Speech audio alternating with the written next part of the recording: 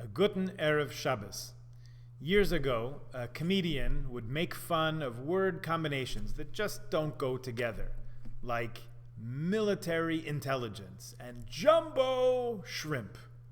On the internet, there's a sketch of an oxymoron museum, and it has several wings. There's current history, there's private exhibits, permanent loans, there's lost discoveries, and restored ruins.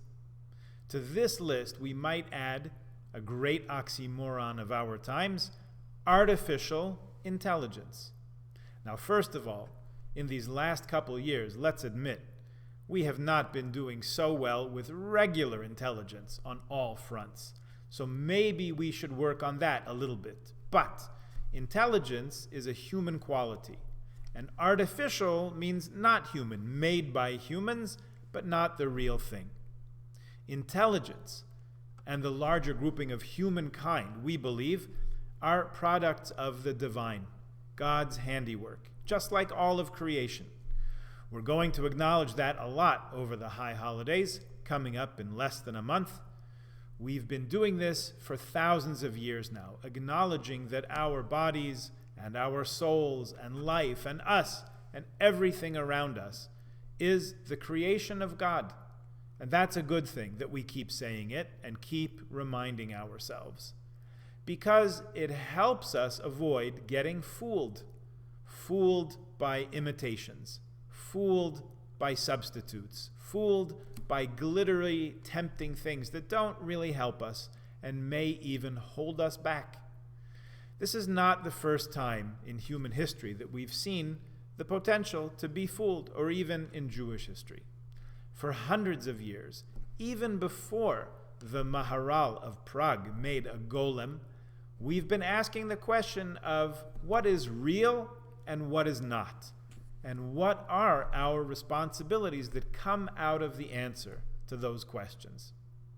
If you've heard the story of the golem is a man-made creature that the Maharal of Prague made in order to protect the Jews of Prague, of his community, from attacks.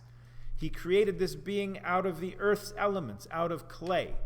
And with the use of divine names, he was able to animate it so it would behave like a person, a big and tough person to be sure, but a person. It could do the rabbi's bidding, scare off attackers, but it wasn't able to speak. Remember, this was at least 300 years before Mary Shelley wrote about Frankenstein's monster. It's an interesting story, but what do rabbis think about it? Well, I can tell you the first thing every rabbi thinks when they hear this story is, well, if he can make one golem, could he make me 4 more so I don't have to worry about a minion? That's how we get into the question of, does a golem count into a minion? You know, if someone's sitting silently, staring off into space, not speaking, barely moving, you say to them, you look like a golem. Hopefully at some point they come out of the fog and come back to resembling real life. But can a golem, an actual golem, be considered a human being for the purposes of being part of a community? Here's a question: does a golem have to renew his membership every year? And the questions don't end there, of course. The idea of the golem and of artificial life has been there for centuries, waiting for science to catch up with it. Since we've been wondering about a golem and artificiality for 500 years, we were all ready to go with questions about cloning when that technology came along. Is a clone, meaning a biological copy, a genetic copy of a living animal, like Dolly the sheep, if you remember her, is that a real thing or not a real thing? If the day comes, as some believe it will and some do not believe, that we're able to take a person's genetic material and copy it and make a clone of that person with all the features of the original person, is that a person or is that a laboratory creation to which we don't have any responsibilities? If the clone is poor, perhaps we have no obligation to give tzedakah. I know, we should only clone rich people, right? If a clone does not have a place for Shabbat, maybe you're under no obligation to invite them over because they're not a real person. They just seem that way. let's take it to the extreme. If a clone is not a real person, maybe we'd be allowed to end their life. Why would we want to do that? Well, if you recall, a few years ago, we advertised in the bulletin for a kidney donor because someone we knew needed a kidney. And thankfully, a donor was found. Miraculously, the transplant took place in the middle of a COVID surge. Anyway, there's not enough kidneys for everyone who needs a transplant. Can we, according to Jewish law, clone a person, if that were possible, when it becomes possible, let's say, for argument's sake, and from that clone, can we harvest or recover or whatever the word is? Can we take their kidneys, their liver, their lungs, heart, corneas, basically end the life of the clone, if it can be said to be alive, and use those organs for transplantation? We have extremely carefully defined parameters of how to do that nowadays with live human organ donors. We cannot take a person's life. We cannot even shorten it by a minute, a half a minute, a second, in order to transplant someone's organs to a recipient. But what if it's not considered a person? It's an artificial person, it looks like a person, but it's really a clone. What then? What do we do? Okay, all this by way of introduction. The real question today is, what will artificial intelligence be able to do for us, and what will it not do? To find the closest post office? Great. To write a sermon starter? The joke is a bomb, not even worthy of mention. But can it write a book report for school? Can it write a dissertation and get a degree? And for us, can you put your halachic question or your life and guidance question into a computer, and artificial intelligence will give you the answer you need? Or maybe it won't be able to do that. That's why we're speaking about this question today in the portion of Shoftim that tells us, don't turn away from what the rabbis tell you to the right or to the left. Chapter 17, verse 11, in our portion this week. Because this verse is one of the ones that we understand as the Torah telling us that not only do you have to be attentive to what the Torah itself says, you also have to tune in to what the sages say, particularly the sages of your days. Those of us who learn Gemara together, we see, we learn, we read what was on the minds of Talmudic sages 19 centuries ago or 17 centuries ago. If you want to see how the Rambam, Maimonides, made sense of all the Gemara's conversations and instructions, how he understood it and applied it to Jewish life in Spain 800 years ago, you can look in Mishnah Torah. If you want to know what normative Jewish practice is in our times, look into Shulchan Aruch, the work of Rabbi Yosef Karo, with notes by Rabbi Moshe Isserles, the Ramah, published 400 years ago and always in print, it seems. If you want to know what halacha says about contemporary medical ethics, end of life, transplants, multi-fetal pregnancy reduction, the physician's or the PA's or the nurse's obligation to care for a patient with highly communicable diseases, or if you want to know whether workers in the land of Israel, the state of Israel, have the right to organize a labor strike for essential businesses, or if you want to know if a document that's signed via DocuSign on the internet with no witnesses, if that's a valid contract that holds up in court. For these questions, you can look to the sages who are deciding these issues in Jewish law, in halacha, nowadays. Or if you're a soldier in the Israeli army and you want to know if you can make a bracha on a Hanukkah menorah that's just a couple of flashlights lined up on the turret of your tank, you can look into today's halachic works. This is called Rabbinic Judaism. Many in our shul have noticed that it says one thing in the book and the Chumash, and what we do is sometimes something else. Rosh Hashanah. Rosh Hashanah, the Jewish New Year, the Torah tells us, is one day. We keep 2 days, even in Israel, by the way. Why? Rabbinic Judaism. We trust our rabbis. I trust my rabbis to see where and how the halacha applies, given the variables of every and each situation.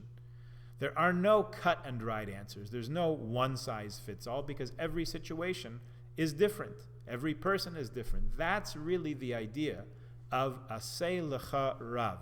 As Pirkei Avos says, make yourself a rabbi who knows you and what you're able to hear and what's the right application, the appropriate application of the Torah's timeless wisdom to you, to your family, and your particular situation.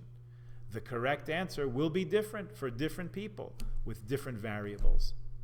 The verse in Parsha Shoftim this week of you should follow the words they tell you, Asher yomru lecha ta'aseh v'lo sasur min hadavar yiminu smol.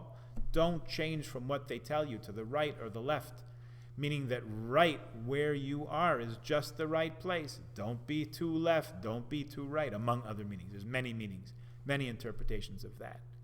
And this is really why artificial intelligence is not going to alter our lives too radically unless, like any other tool, we give it the power, more power than it deserves, to change our lives. We want our relationships, not just with rabbis, but with spouses, with children, with neighbors, with colleagues, to be real, not virtual. We're leaning a little bit too heavily these days on the tech. We had to over the last couple of years, but we really should be moving back to normal, which is schmoozing at the Kiddush, going out for coffee, going for a walk, a face-to-face talk, person to person. It may suffice in a pinch to text or Google for the answer to a question, but it's not a long-term solution. I know, the algorithm on Amazon knows me better than I know myself. I'm so surprised, so happy they suggest a book for me to buy. But I'll just keep clicking that I'm not a robot button and everything will be okay. One way to think about what Jewish life wants from us is to think of it only in terms of permitted and forbidden. This might be a challenge for those who were not raised with this frame of reference and who don't like the idea of giving up autonomy. So here's another approach. Maybe think of Torah, think of Judaism, of halacha, as helping us distinguish between what's real and everything else. To help others, to give tzedakah, to engage with all the mitzvahs, bein adam l'chavero, all the interpersonal mitzvahs, to have real relationships, real connections, enduring friendships and family relationships, that's the real thing. Now, of course, there's no guarantee, but it's good to know when we're on the right track. Shabbat, it's a good thing to sit around the table and enjoy a meal with family and friends and talk about things that don't have to do with work, to sing together, to laugh together, tell stories together, to free ourselves of the distractions that come from the world and the rest of the week. It's orders of magnitude better than sitting around and watching Netflix all day. Sorry, Netflix. And learning. Learning gets us to think about real life, real things, ultimate questions. There's nothing else like it. Learning with someone, if possible, a study buddy, a chavrusa, and having real relationships with mentors, teachers, even rabbis, and being a mentor, a teacher, or maybe even a rabbi for somebody else, helping people find their own path, follow their own compass in real life. Following on the internet, friends on Facebook, learning via asynchronous instruction, let's not be fooled by the appearances of the internet. We were very careful never to do anything that seemed close to a minyan on the internet. We did daven together, we did learn and even socialize together on Zoom, but we never for a moment allowed ourselves to believe that 10 people on a Zoom formed a minyan. You have to get up, go out of your house, and go to shul and gather together with other people. That's a community. That's a kehillah. Let's not fool ourselves that artificial intelligence is real intelligence, any more than lost discoveries are really lost, or any civil war was ever civil, or any authentic model was ever really authentic. It's artificial, it's useful, it helps, but let us never forget what is real and what is not. There is truth, and there is everything else.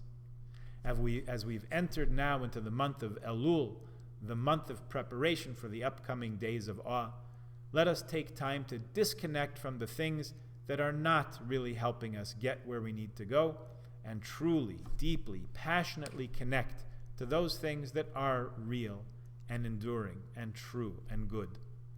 May this month of preparation and the days of awe and joy that follow Elul be good and happy and healthy for all of us. May we all be inscribed and sealed in the book of life for a happy and healthy year. may we enjoy, even before Rosh Hashanah is upon us, 4 weeks from this Shabbat, peace in the world, peace amongst ourselves, and maybe most challenging of all, peace within ourselves. Shabbat Shalom, Shana Tova.